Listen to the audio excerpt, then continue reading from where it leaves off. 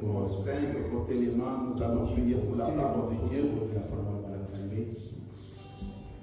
Père, nous voulons te dire gloire, honneur pour toujours et à jamais. Merci.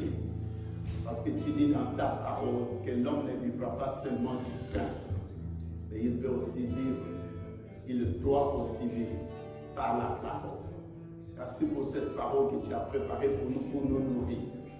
Et qu'elle nourrisse, Seigneur, nos esprits, nos âmes. Et que toi, tu trouves gloire. Merci, oh Dieu. Toi qui as voulu qu'aujourd'hui, nous soyons des âmes vivantes. Pour que cette âme soit vivante, elle doit aussi manger. Et pour qu'elle puisse manger, ce n'est que de ta part, Père éternel, qu'elle peut recevoir. Et c'est ce que nous voulons recevoir, Seigneur. Que ton esprit puisse nous conduire et que toi-même, ô Père éternel, tu puisses encore prêter notre attention et ouvrir nos yeux et nos oreilles pour que nous puissions recevoir.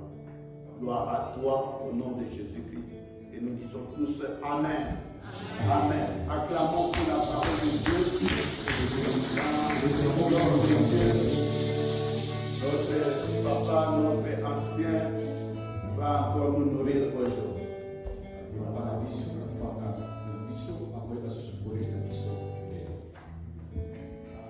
Amen. Amen. Amen.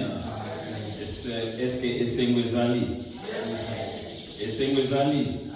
Soki Esengwezali, tokobete la nzambe maboko makasi. Amen.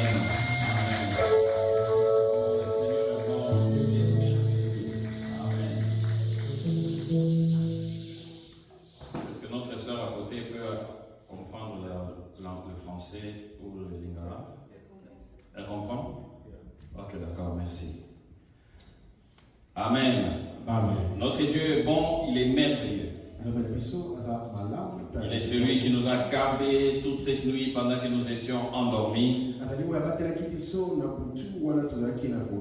Quand nous étions plongés dans l'inconscience du sommeil, on ne pouvait pas savoir ce qui s'est passé autour de nous. Mais ces anges étaient élevés et campés autour de nous pour assurer notre protection. Et nous avons dormi comme des bébés et nous sommes réveillés aujourd'hui en forme et en bonne santé. Voilà pourquoi nous allons encore lui dire merci et acclamer très fort parce qu'il est digne de recevoir ces acclamations. À lui seul l'honneur et la gloire. Parce qu'il est là parmi nous aujourd'hui. Il va nous nourrir encore de sa parole aujourd'hui. La parole de Dieu dit que sa parole juge les sentiments et les désirs et les pensées du cœur de l'homme.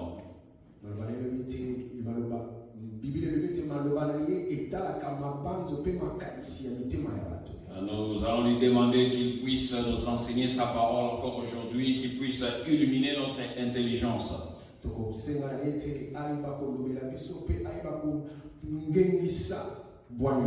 Qu'il nous apprenne à aligner nos pensées, nos émotions, nos désirs dans les couloirs de sa volonté.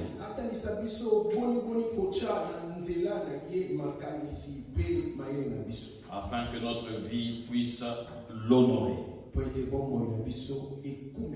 Amen. Alors juste un petit rappel rapidement pour ceux qui n'ont pas été avec nous. Alors notre thème que nous sommes en train d'étudier s'intitule le pain de vie. Pourquoi et comment nourrir son âme quotidiennement.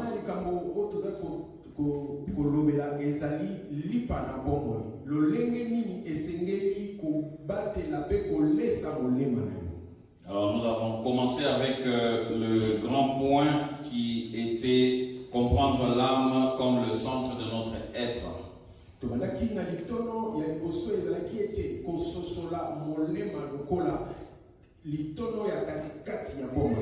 Nous avons exploré l'importance de nourrir notre âme quotidiennement avec la parole de Dieu. Comme nous nourrissons notre corps, notre âme a besoin aussi d'être nourrie. eza tina ya koyeba kolesa molema na biso bongo tolobaki ete lolenge moko to kolesa nzoto na biso esengeli na biso mpe te bakolesa molema na biso. Sans sa nourriture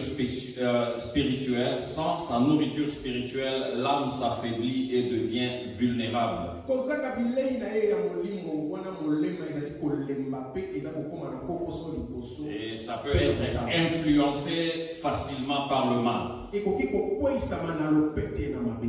Et nous avons signalé que la parole de Dieu est la nourriture essentielle pour fortifier notre âme. Et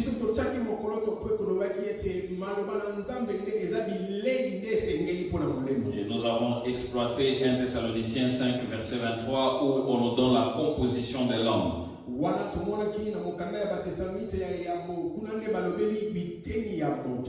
L'homme comme étant le corps, l'âme et l'esprit. Chaque composante de l'homme joue un rôle spécifique et doit être préservé dans la sanctification.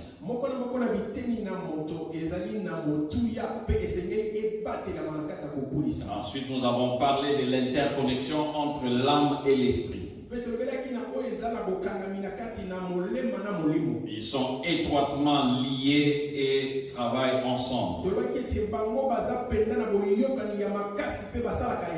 Seule la parole de Dieu est capable de séparer l'âme et l'esprit. Ensuite, nous avons commencé, je crois ça c'était le deuxième jour, nous avons commencé à parler de la compréhension biblique de l'âme. Et nous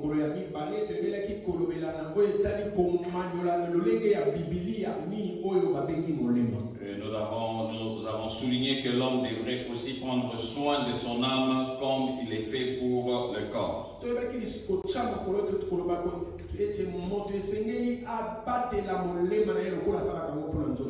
Amen. Parce que le corps va retourner à la poussière. Alors que c'est l'âme qui va déterminer notre sort le jour du jugement. Donc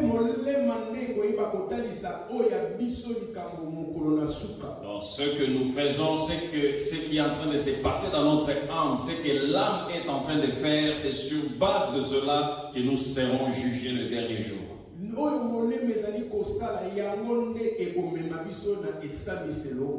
Alors pourquoi prendre trop soin de notre corps et négliger notre âme qui va nous faire entrer dans l'éternité?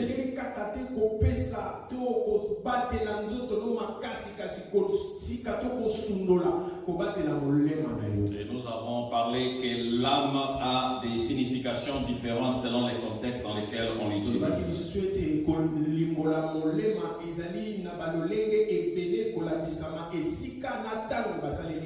Le premier point, comme première définition, nous avons parlé de l'âme en tant que la personne tout entière, en tant que l'homme tout entier.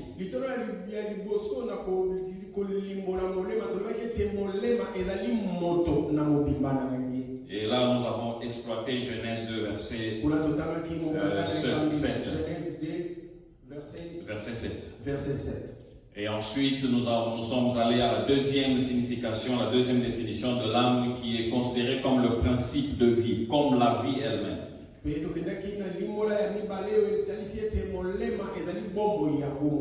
Nous avons parcouru quelques versets qui nous montrent cela. Et nous avons commencé le troisième point qui est l'âme qui est considérée comme le centre de nos émotions, de nos pensées et de nos désirs.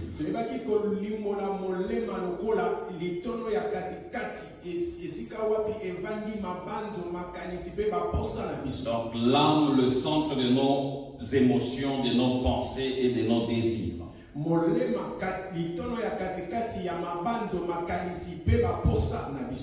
Et là, nous avons commencé le premier sous-point, l'âme comme le siège des émotions, comme la tristesse, la joie, l'angoisse.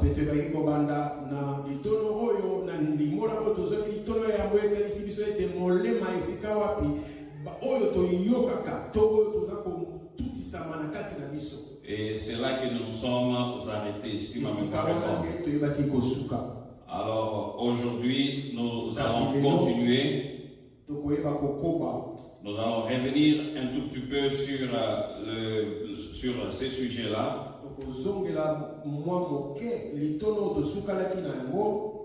Pour ajouter encore d'autres versets qui vont nous soutenir afin que nous puissions bien comprendre cette parole-là. Le Seigneur est vraiment merveilleux. Le Seigneur nous enseigne de bonnes choses.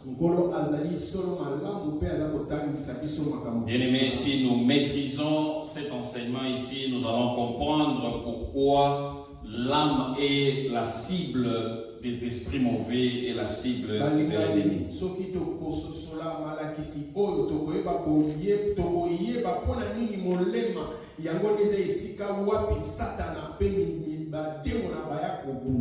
Amen. Alors nous continuons donc là où nous sommes arrêtés la fois passée. Nous sommes arrêtés au sous-point l'âme comme le centre de nos émotions, comme la pensée, comme je m'excuse. L'âme, le centre de nos émotions, comme la souffrance, l'angoisse, la tristesse, la joie.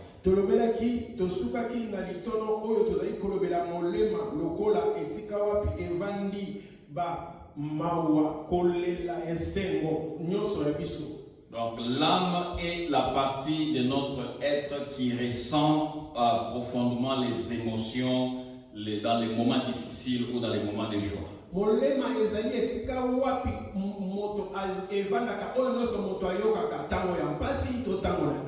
Donc quand nous sommes dans la joie, c'est notre âme qui ressent cette joie.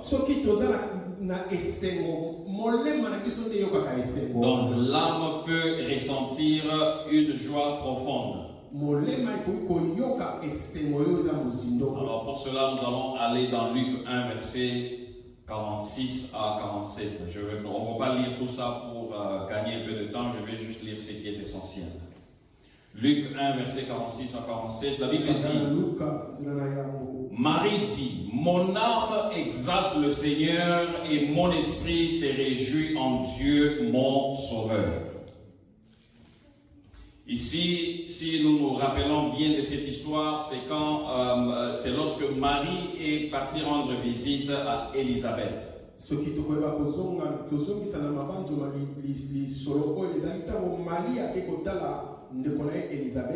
Alors, Élisabeth, remplie du Saint-Esprit, reconnaît que Marie porte l'enfant que Dieu a promis.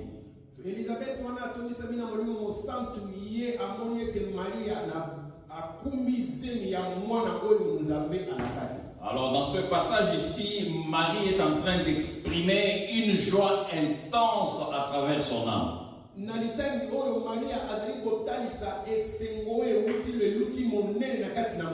demande à son âme d'exalter le Seigneur. Et pourquoi elle a eu cette joie? C'est parce qu'elle venait de recevoir une très grande révélation. Une révélation extraordinaire qu'elle a été choisie pour être la mère du Sauveur du monde. Amen. Les mamans,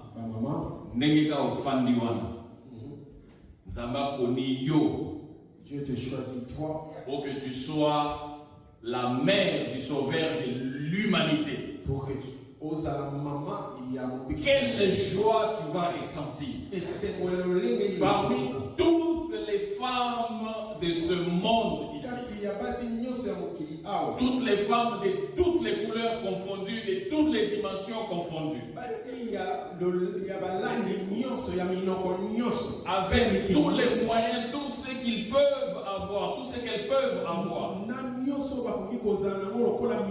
Mais Dieu porte le choix sur vous. Sur vous et vous seuls.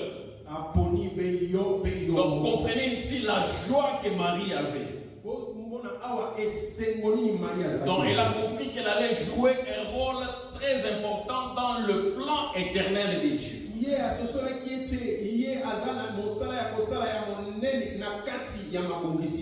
Amen. Imaginez, mettez-vous, les mamans, mettez-vous un peu à la place de Marie. Quelle joie vous pouvez ressentir. Amen. Et elle s'est réjouie aussi de voir la fidélité de Dieu à sa promesse.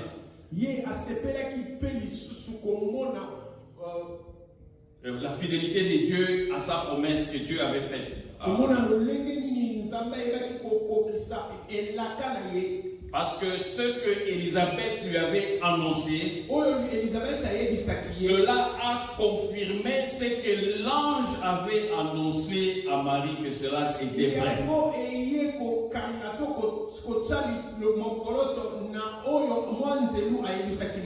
Amen. C'était donc une confirmation.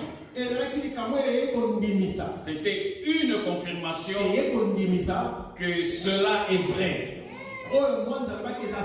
Amen. Bien-aimés dans le Seigneur, nous devons faire très attention. La Bible nous dit que dans les derniers temps, il y aura des faux pasteurs, des faux prophètes qui vont essayer de détourner les enfants de Dieu.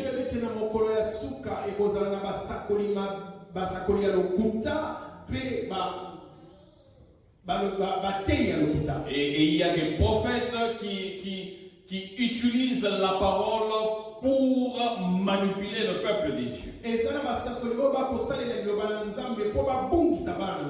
Amen. Et parfois ils utilisent même des paroles qui font peur pour que les gens puissent avoir peur, puissent croire à ce qu'ils disent.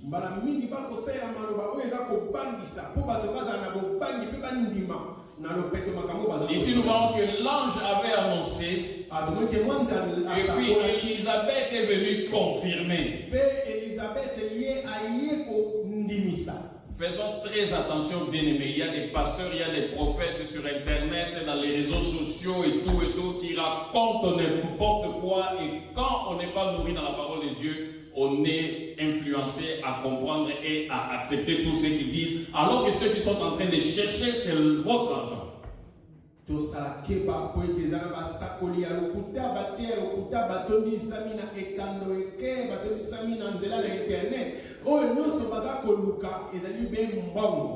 Parce qu'il y a beaucoup de faux prophètes. Alors quand quelqu'un prophétise sur toi, tu dis merci. Seigneur, je veux la confirmation. Seigneur, montre-moi. Je veux la confirmation. Et si tu prends ton temps dans la prière et tu es concentré, le Seigneur va te confirmer si cette prophétie-là était vraie ou fausse.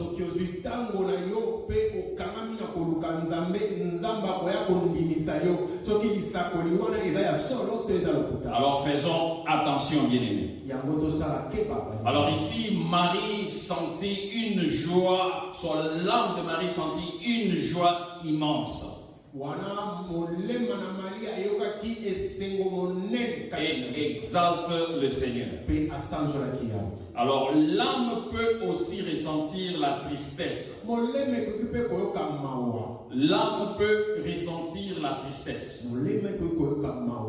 Nous connaissons nous tous l'histoire de Jésus avant d'être arrêté et crucifié. Lui aussi a partagé ses émotions avec ses disciples.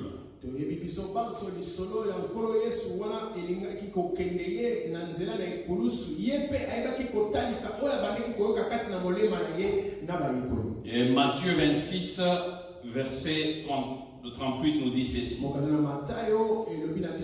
Mon âme est triste jusqu'à la mort. Restez ici et veillez avec moi. Donc Jésus dit que mon âme est triste jusqu'à la mort. Donc, ça montre l'intensité de cette tristesse-là. Elle était tellement grande qu'elle pouvait tuer.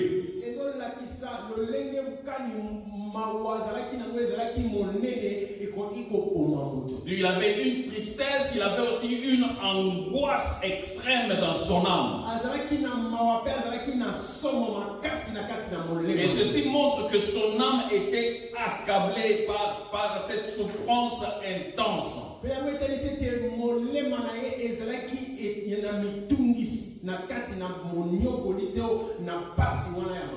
Amen. Alors si nous prenons soin de notre âme, quand des circonstances pareilles arrivent, et la parole de Dieu va apaiser notre âme.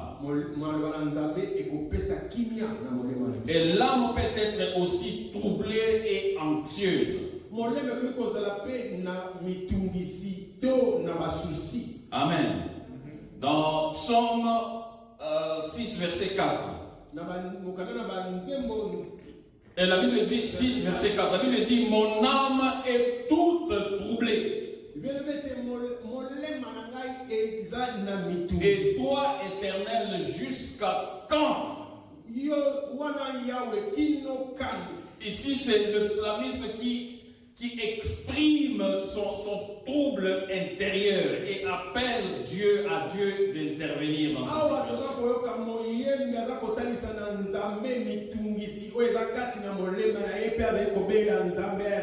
Parce que son âme était troublée. Elle était remplie d'impatience que Dieu puisse intervenir dans sa situation. Son âme était dans le désespoir, dans les moments difficiles, dans les moments des épreuves qu'il était en train de traverser. Amen. Amen. Et tout cela, bien aimé, se passe dans notre âme.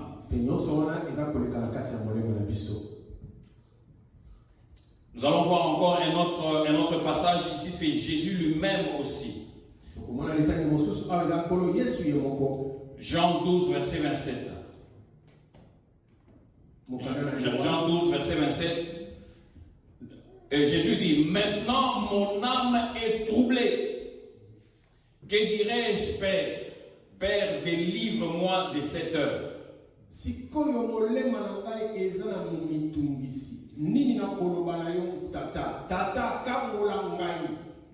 pour cela que je suis venu jusqu'à cette heure. Là, son heure était venue où on devait l'arrêter, où on devait le crucifier. Donc son âme était troublée. Donc Jésus pouvait ressentir une agitation profonde dans son être intérieur.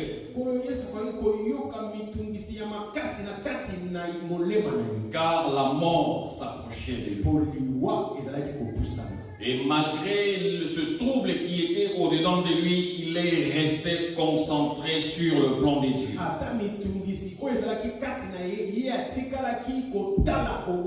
Et il a accepté de continuer avec le plan de Dieu. Et nous connaissons aussi l'histoire de Job. Malgré la souffrance, malgré ce qu'il ressentait, malgré les maladies, malgré qu'il a perdu tant de choses, même les membres de famille, Job a continué, il est resté fidèle à Dieu.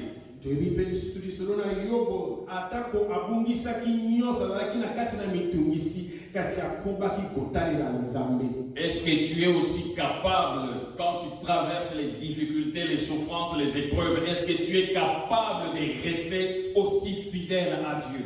Il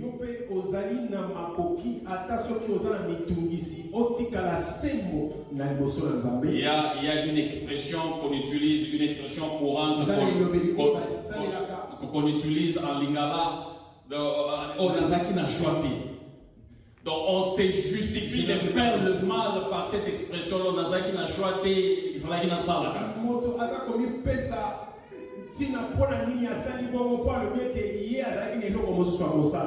Amen. Mais vous avez déjà écouté cela, non? Quelqu'un se justifie. Non, Nazaki n'a choisi pas si les gars qui m'a cassé moi la salle au trimestre à la quitter, il fallait y cacanandi. Je n'avais pas le choix. Il y avait une telle souffrance qu'il fallait que je le fasse. Dieu cherche des hommes et des femmes fidèles. Qui peuvent rester fidèles même devant la mort. Amen. Amen. Est-ce que tu peux être parmi ces personnes que Dieu est en train de rechercher? Donc l'âme est considérée comme un réserve de toutes les émotions. C'est là où toutes les émotions se déroulent. Ça se déroule dans notre âme. Molema ezali monisami lokola etalisami lokola esika oyo wapi ba oyo nyusu tozali koyoka esengo mpasi evandaka.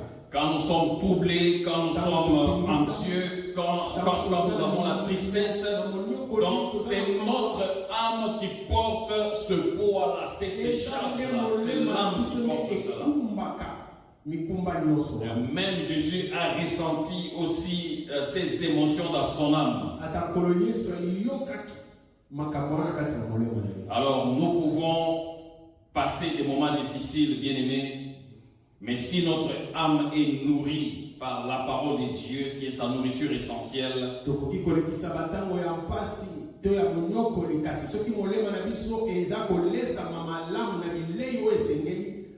notre âme sera apaisée et ça sera dans la joie. Et ça sera dans la paix. Amen. J'aimerais ouvrir une petite parenthèse concernant la paix. La paix, c'est quoi? La paix ne veut pas dire l'absence des problèmes. Amen. Et très souvent, nous pensons que lorsque nous devenons chrétiens, lorsque nous marchons avec Dieu, Dieu nous donne la paix et qu'on n'aura plus de problèmes.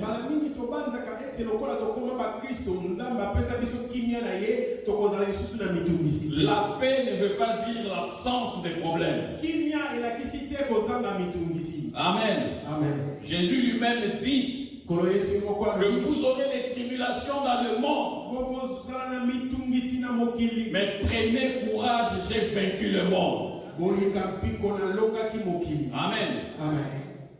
Donc notre vie, Jésus nous avertit déjà qu'on aura des tribulations, des épreuves.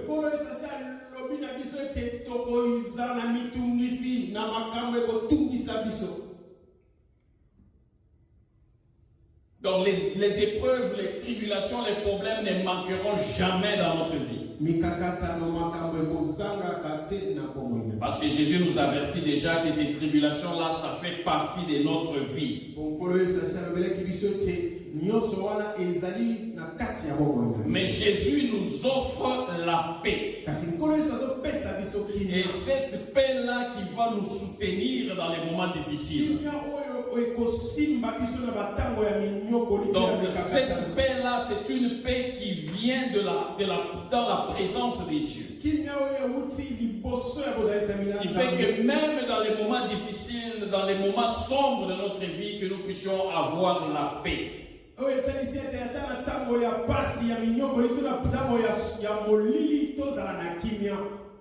Et dans Jean 14, verset 27, Jésus dit ceci.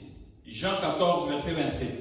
Jésus dit, je vous laisse la paix, je vous donne ma paix. Je ne vous donne pas comme le monde donne. Que votre cœur ne se trouble point et ne s'alarme point. Donc il nous a averti qu'on passera des tribulations. Mais il nous dit qu'il nous donne sa paix. Et il nous demande de ne pas nous inquiéter. Parce qu'il nous donne une paix. La paix que Jésus nous donne, ça dépasse les offres temporaires du monde. Donc la paix que nous recevons dans le monde, les choses matérielles que nous recevons, ça nous donne, ça ce n'est pas une paix. Moi j'appelle ça comme des offres temporaires.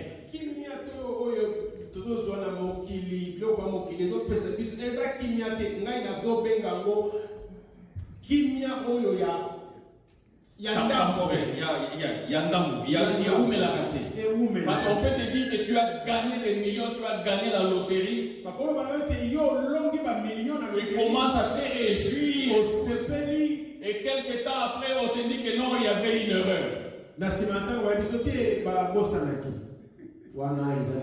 Est-ce qu'à ce moment-là, tu vas continuer toujours à te réjouir, tu seras toujours dans la paix? Alors, ce sont des offres temporaires de sérénité, mais ce n'est pas la paix. Amen. Mais la paix que Jésus nous offre, bien aimé, cette paix, elle est intérieure et se repose sur la confiance en Dieu. Peu importe les circonstances que nous pouvons traverser.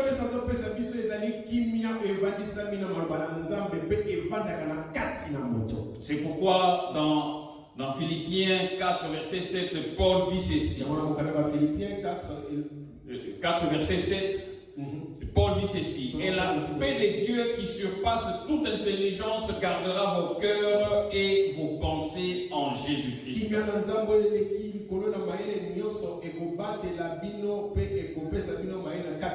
Bien-aimé, tu peux être dans les problèmes, dans les épreuves, mais la paix que Dieu donne, c'est une paix qui protège nos cœurs et nos pensées, même quand les choses sont difficiles.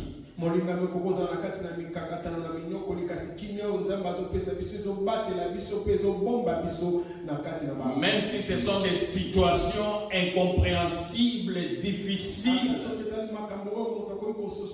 la paix que Dieu donne,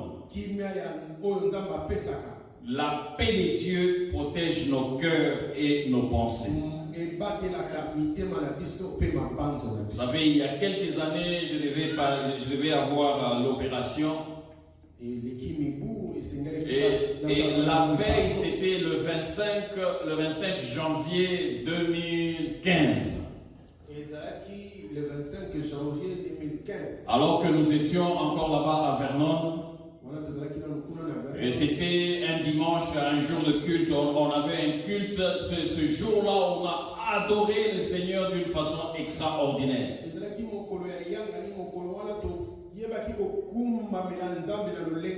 Alors que mon être et mon âme étaient troublés, étaient dans l'angoisse de tout ce que les médecins me disaient, que il y a des risques que tu ne puisses pas être en mesure de marcher, tu ne seras pas être en mesure de faire ceci ou cela, tu risques d'être paralysé.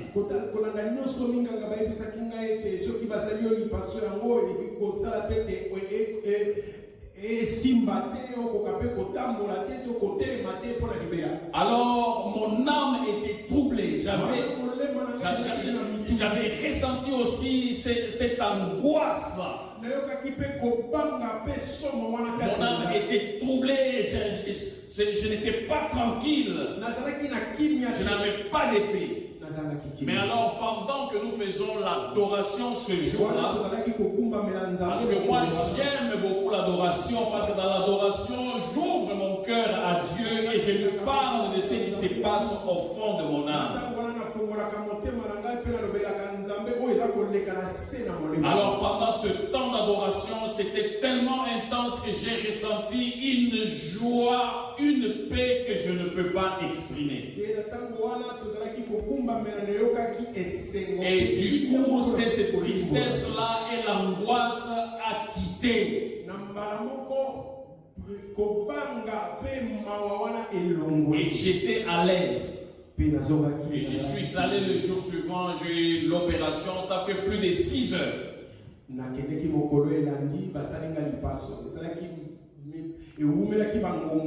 Et pendant tous ces temps-là, avant que je puisse retourner en forme, bien aimé, au lieu que mon épouse puisse me fortifier, c'est moi qui étais dans la souffrance, dans les douleurs. Mais la paix qui était dans mon cœur m'aider à moi pour que je puisse la soutenir, la fortifier.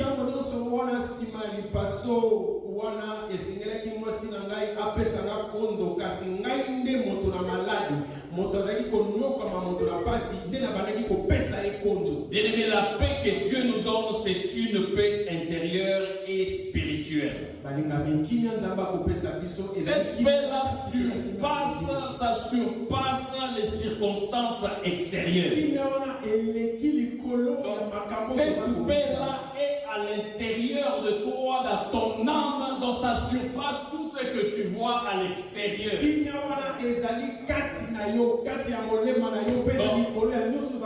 Les épreuves, les difficultés que tu rencontres n'ont aucun effet, n'ont aucune influence sur la paix que Dieu te donne dans ton cœur. C'est cette paix-là que Jésus nous donne. Amen. Amen. Amen. Amen. Alors c'est quoi la paix? La paix de Dieu, c'est un état de sérénité.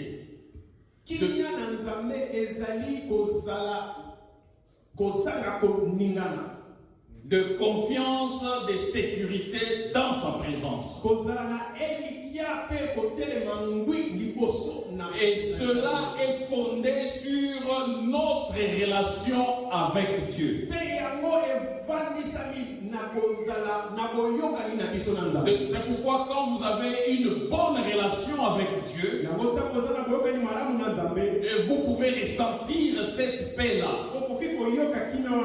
Et quand vous vous rencontrez dans des problèmes, dans des épreuves, dans des difficultés, que vous n'avez pas la paix intérieure,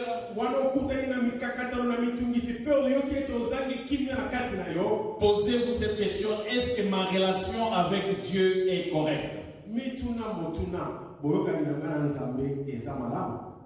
Amen. Amen. Cette sérénité, cette paix-là que le Saint-Esprit donne, ça agit dans le cœur de l'homme.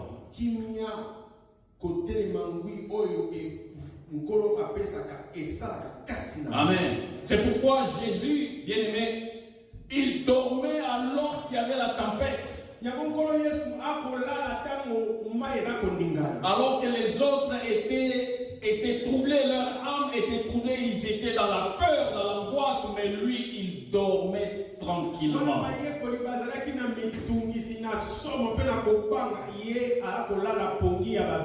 Amen. Donc cela illustre que la paix intérieure que Dieu donne, ça surpasse les événements, les circonstances extérieures.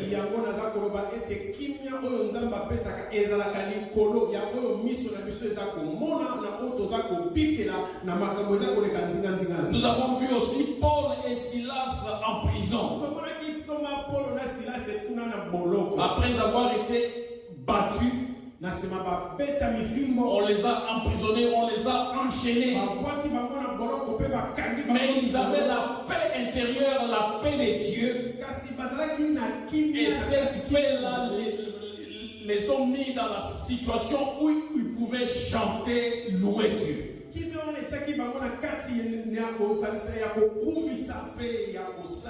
Combien d'entre nous, quand nous avons des problèmes, des difficultés, on n'a même pas la force de prier? On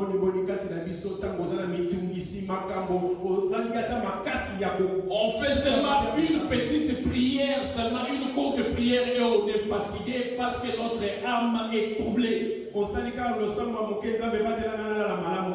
Bien-aimé, mais quand tu as une bonne relation avec Dieu et que le Saint-Esprit met en toi cette paix intérieure, ça ne prend pas en considération tes circonstances que tu es en train de traverser.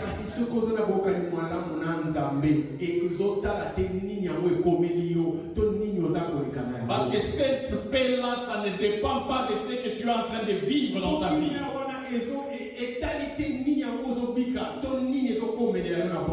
Amen. Amen. C'est de cette paix-là que Jésus nous offre. Est-ce que nous sommes prêts à recevoir cela? Et cette paix intérieure provient de la confiance que nous avons en Dieu. Amen. Amen. Alors nous allons aller au deuxième sous-point. Le premier sous-point, c'était âme, centre des émotions. Nous avons parlé de la souffrance, la tristesse, l'angoisse, la joie.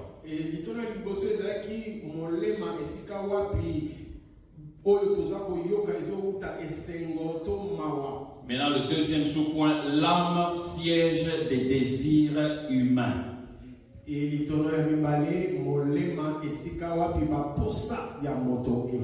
Amen. Amen. Donc l'âme bien-aimée est le centre de nos aspirations, c'est le centre de nos souhaits, de nos envies, de nos désirs les plus profonds.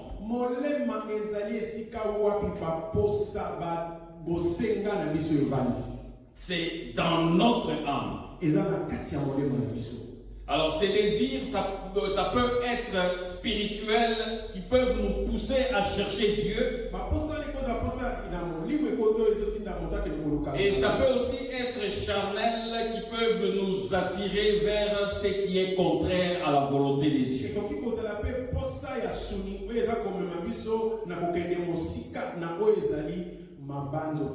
Bien-aimé, c'est que l'âme désire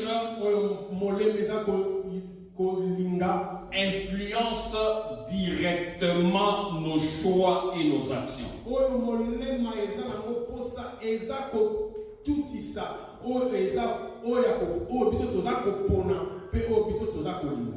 Amen. Amen. Donc, c'est que l'âme désire, ça influence directement nos choix, nos décisions.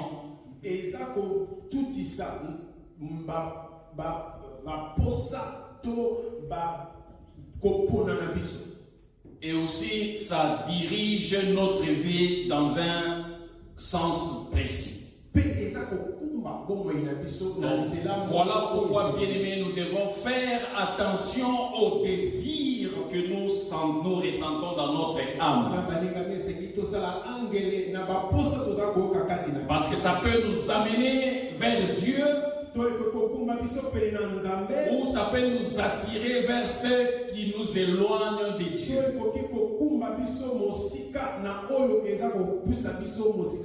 Amen. Dans la Bible, les désirs de l'âme sont souvent décrits comme des moteurs qui orientent notre vie. Amen. Donc les désirs de l'âme sont considérés comme des moteurs qui nous orientent.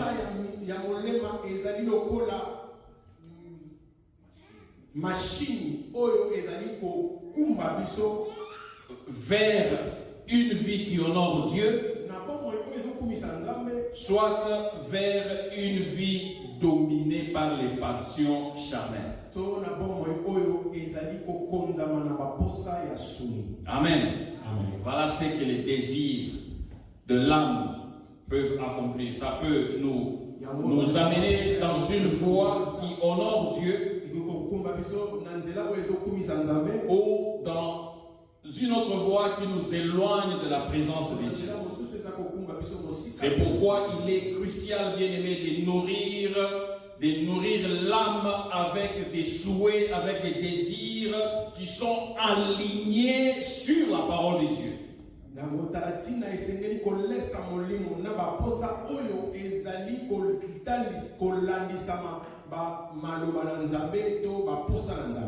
Amen. Allons dans Psaume 63, verset 1. Psaume 63, verset 1, la Bible nous dit ceci. Oh Dieu, tu es mon Dieu, je te cherche. Mon âme a soif de toi. Mon corps soupire après toi dans une terre aride, desséchée, sans eau. Donc ici, nous voyons que l'âme du psalmiste est en train d'exprimer donc une soif spirituelle de chercher Dieu.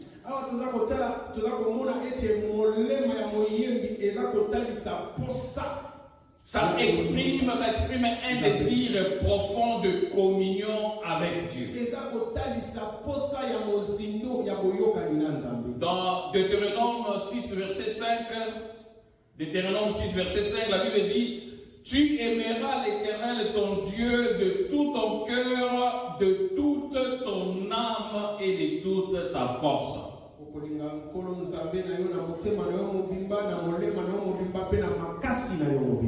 Et si quelqu'un peut répéter avec moi, de toute ton âme. De toute ton âme. Donc ici, on inclut l'âme dans le commandement d'aimer Dieu. Donc, ce qui montre que les désirs et l'amour pour Dieu proviennent également de l'âme. Donc, c'est les désirs de ton âme qui peuvent faire en sorte que tu puisses aimer Dieu. Mais si tu n'as pas de désirs, des souhaits qui t'amènent vers Dieu, tu auras des désirs qui vont t'éloigner de Dieu.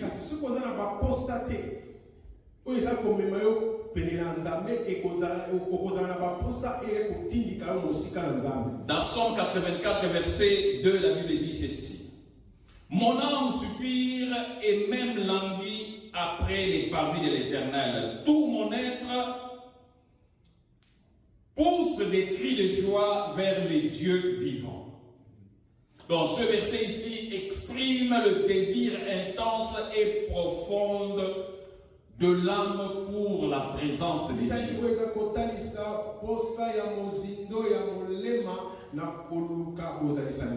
Est-ce que quand on quitte cet endroit ici, quand on est au travail, quand on est en route, quand on est à la maison, est-ce que notre âme ressent ce désir-là de s'approcher de la présence de Dieu?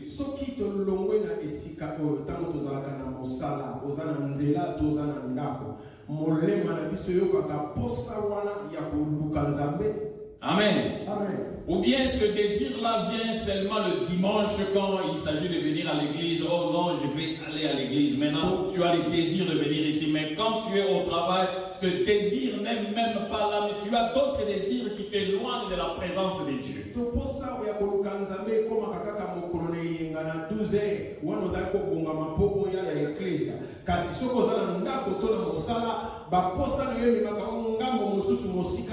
Tu as des problèmes, des difficultés, des épreuves, tu oublies même que Dieu est là à côté de toi.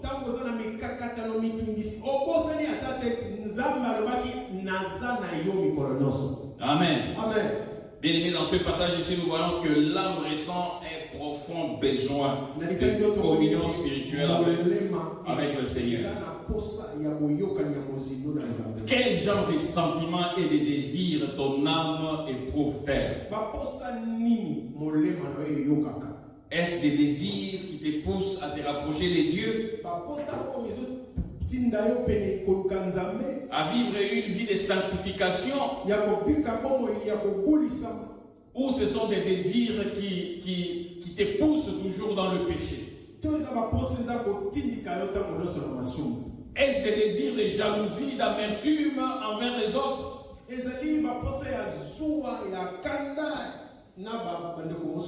Et ces désirs-là peuvent même t'amener, te pousser à faire du mal aux autres. Amen. Amen. Bien-aimé, notre âme peut éprouver des désirs, des sentiments très profonds pour Dieu ou pour le péché.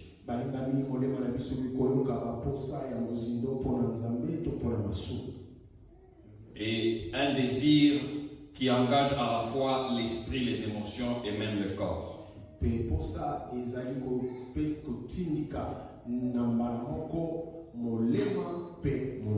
C'est pourquoi 1 Pierre 2 verset 11 nous dit, 1 Pierre 2 verset 11 nous dit ceci: Bien-aimés, je vous exhorte comme étrangers et voyageurs sur la terre à vous abstenir des convoitises charnelles qui font la guerre à l'âme. Amen. Donc les convoitises charnelles font la guerre à l'âme. Ça affaiblit l'âme.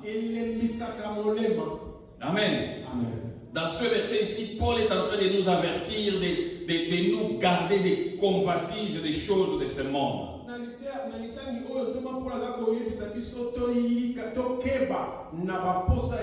Parce que ces désirs-là agissent contre notre âme. Bien-aimés, lorsque les désirs de l'âme ne sont pas maîtrisés, ils peuvent devenir destructeurs.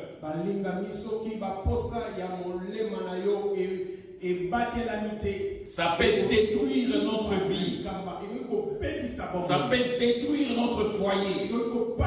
Ça peut détruire notre travail, même le business. Amen. Nous devons apprendre, bien-aimés, à préserver notre âme des désirs qui nous éloignent de la présence de Dieu.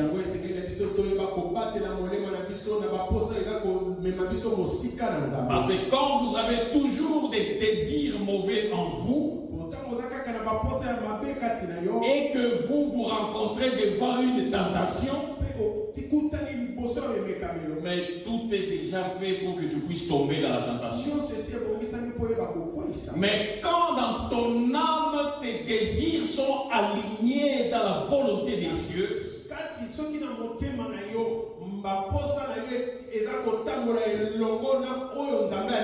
tu vas te retrouver devant une tentation et tu vas la surmonter. Parce que d'abord, à l'intérieur de toi, tu n'as pas de mauvais désirs. Amen. Amen. Est-ce que nous sommes en train d'apprendre quelque chose aujourd'hui? Oh, bien-aimés, prenons soin de notre âme. Et faisons attention aux désirs, aux souhaits que nous ressentons dans notre âme. Parce que ces mauvais désirs peuvent nous entraîner dans le péché. Quand ces désirs ne sont pas contrôlés, bien-aimés, ça crée en nous de lutte, de combat dans notre âme. Ça combat avec notre âme pour nous éloigner de la présence de Dieu. Si nous voulons marcher dans la sanctification, bien-aimés, nous avons l'obligation de rejeter les mauvais désirs qui peuvent nous éloigner de Dieu. C'est pourquoi j'aime un frère qui a chanté Deuxième regard. Vous connaissez la chanson? Premier regard et deuxième regard. Malheureusement, je ne connais pas son nom. Pichou Mwanza. J'aime beaucoup cette chanson-là. Et j'applique ce principe-là dans ma vie. Parce que quand je marche par exemple et que je vois quelque chose qui n'est pas normal, qui veut m'attirer, je regarde directement. Attention, deuxième regard. Il ne faut pas faire le deuxième regard. J'évite de regarder pour la seconde fois. Parce que le deuxième regard là, ça peut m'amener dans le péché, ça peut m'éloigner de Dieu. Amen. Parce que parfois, dans les réseaux sociaux, par exemple, tu es sur ton téléphone, tu regardes quelque chose, parfois il y a des publicités, des choses que tu ne veux pas regarder, pense à faire. Il faut passer directement. Quand tu restes là, ça va te donner des désirs, des mauvaises pensées qui vont t'éloigner, qui vont t'orienter dans le péché. Alors, évitez le deuxième regard. Que le premier regard puisse vous sauver, puisse vous épargner et ne pas tomber dans le péché. Amen. Amen. Dans Jacques 1, verset 14 à 15, la Bible nous dit ceci. Mais chacun est tenté quand il est attiré et amorcé par sa propre convoitise.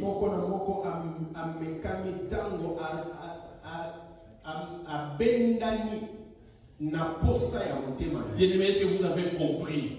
Vous avez compris ce passage ici. Donc ça renforce ce que nous venons de dire.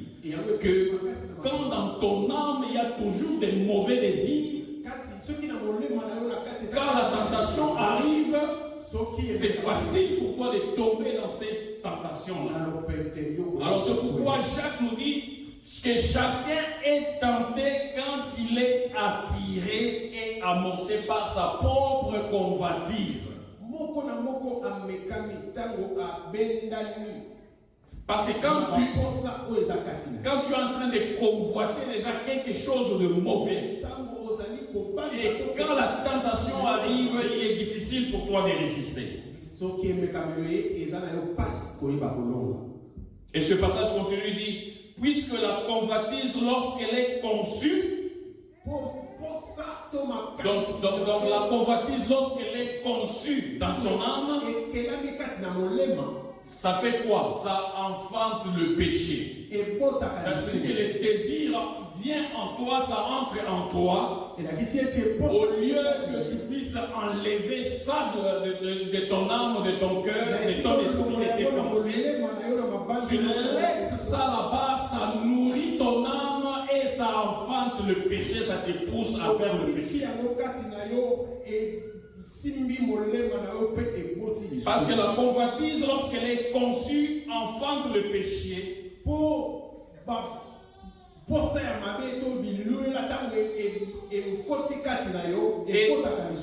Et le péché étant consommé produit la mort. Amen. Donc ce passage ici nous montre que le péché naît à partir des désirs et des convoitises qui ont pour racine dans l'âme.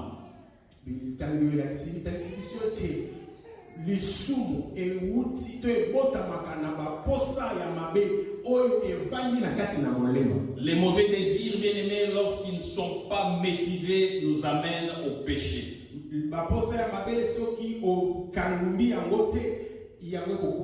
le péché va nous amener dans la mort spirituelle. Amen. Les mauvais désirs dans l'âme, bien aimée, ça peut même amener des personnes à exploiter les autres parce qu'ils sont en train de rechercher des gains injustes.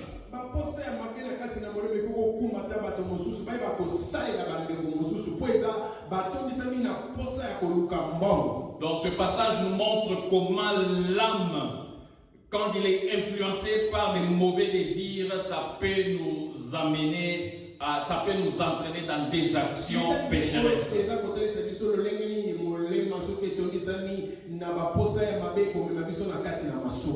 Amen. Amen. Bien-aimés, nous avons le désir, nous avons le devoir en tant qu'enfants de Dieu de contrôler et de maîtriser nos désirs.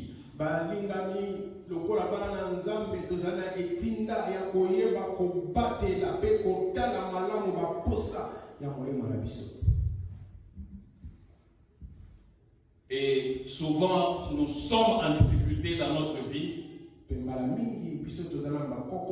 Nous crions à Dieu, nous demandons à Dieu de nous aider, mais alors que c'était notre propre faute, parce qu'on n'a pas su maîtriser les désirs dans notre âme.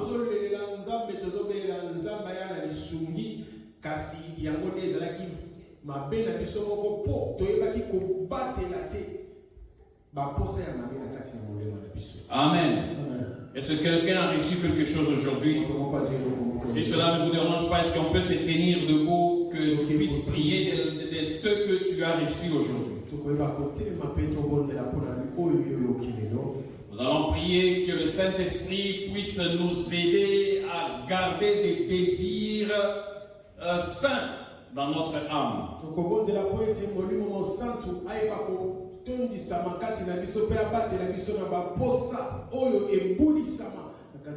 Qu'il nous donne la capacité de ne pas recourir au deuxième regard.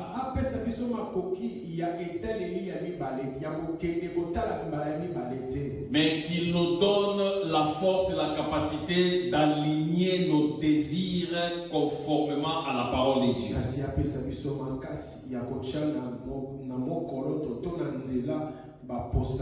Élevons nos voix, bien-aimés, prions. Oh, cher Saint-Esprit, nous te bénissons, te rendons grâce. Merci pour ce message, merci pour cet enseignement que tu viens de nous donner. Merci. Nous nous abandonnons auprès de toi, éternel Esprit. Oh, cher Saint-Esprit, viens à notre aide. Sois notre soutien. Sois notre force, notre appui, cher Saint-Esprit, et aide-nous à être à mesure de marcher dans le couloir de la volonté divine. Que tu nous donnes cette capacité d'effacer les mauvais désirs au-dedans de notre âme, au-dedans de notre être. Que les mauvais désirs, lorsqu'ils arrivent, lorsqu'ils entrent dans notre corps, lorsqu'ils naissent au-dedans de nous, que nous puissions être à mesure de les remplacer par ta parole, par les promesses de ta parole. Donne-nous la force, donne-nous la capacité, oh cher Saint-Esprit, de toujours surmonter tout mauvais désir que nous pouvons avoir, que nous pouvons ressentir au-dedans de notre être. Oh, je te prie pour chacun de nous en ces lieux, cher Saint-Esprit, touche chacun de nous en ces lieux, donne-nous cette force, cette capacité à marcher, à vivre toujours pour te faire plaisir. Toi, le seul vrai Dieu, toi à qui nous devons rendre compte, toi qui es l'exécuteur de ton jugement. Seigneur, nous nous abandonnons en ces lieux, nous te demandons, Père éternel, viens à notre aide.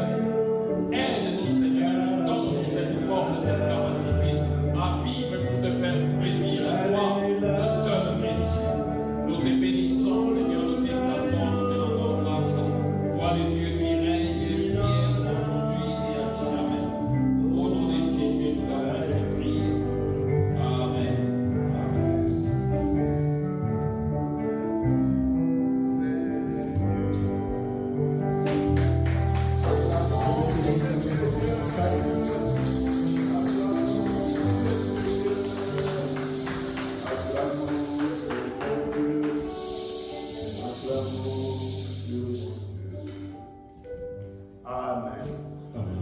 Amen. Amen. Amen. Que Dieu vous bénisse. Merci. Merci pour la parole.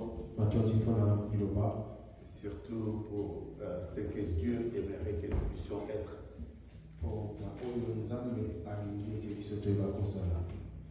C'est pour nous faire voir. Chacun de nous a déjà expérimenté cela. Souvent, nous parlons du diable.